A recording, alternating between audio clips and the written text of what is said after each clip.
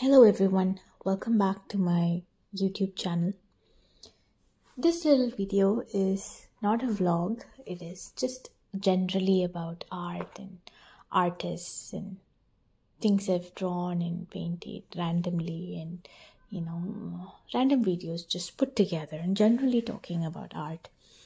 And I'll also be reading from a book by Somerset Maugham called the Moon and Sixpence. Moon and Sixpence is actually about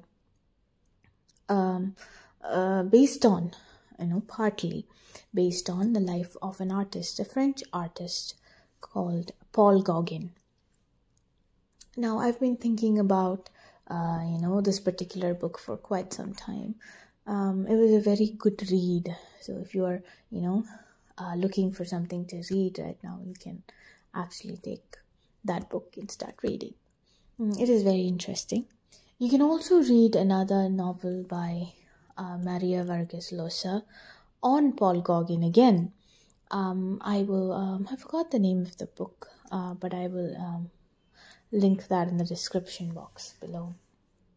That also talks about his life, and it is very interesting.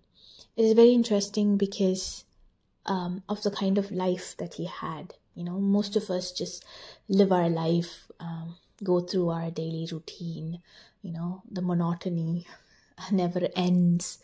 But, these artists, even though, their life might have been quite challenging because of, various uncertainties, lack of money, all of those things can be really hard. But they have lived a life, at the end of the day. And there is nothing more encouraging, motivating, than reading about such great people. Greatness, by greatness, I don't mean people who have achieved, success in terms of what the society likes to define it as, but in terms of, the kind of experiences that they have had, the adventures that they have had in their life, and so on and so forth. So let me just quickly read a little bit, from Somerset Maugham's The Moon and Sixpence. This is chapter 1. I confess that when first I made acquaintance with Charles Strickland, I never for a moment discerned that there was in him anything out of the ordinary. Yet now, few will be found to deny his greatness. I do not speak of that greatness which is achieved by the fortunate politician or the successful soldier. That is a quality which belongs to the place he occupies rather than to the man, and a change of circumstances reduces it to very discreet proportions. The greatness of Charles Strickland was authentic. It may be that you do not like his art, but at all events you can hardly refuse it the tribute of your interest. He disturbs and arrests. The time has passed when he was an object of ridicule, and it is no longer a mark of eccentricity to defend or of perversity to extol him. His faults are accepted as a necessary complement to his merits. It is still possible to discuss his place in art, and the adulation of his admirers is perhaps no less capricious than the disparagement of his detractors. But one thing can never be doubtful, and that is that he had genius. To my mind, the most interesting thing in art is the personality of the artist.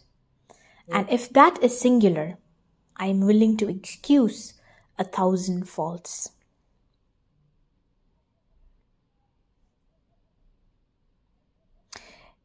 It is a grotesque misapprehension which sees art in no more than a craft comprehensible perfectly only to the craftsman. Art is a manifestation of emotion, and emotion speaks a language that all may understand.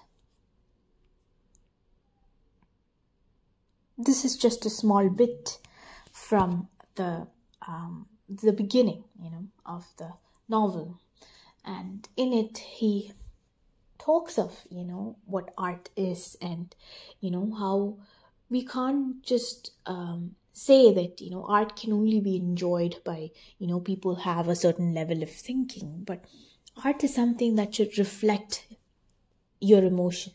It reflects the artist's emotion.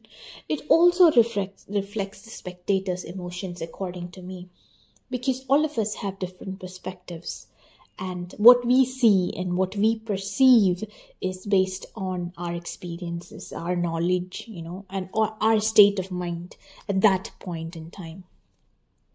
So art is a great medium, I feel, to express oneself, to release. So if you are struggling with something in life, you should try art.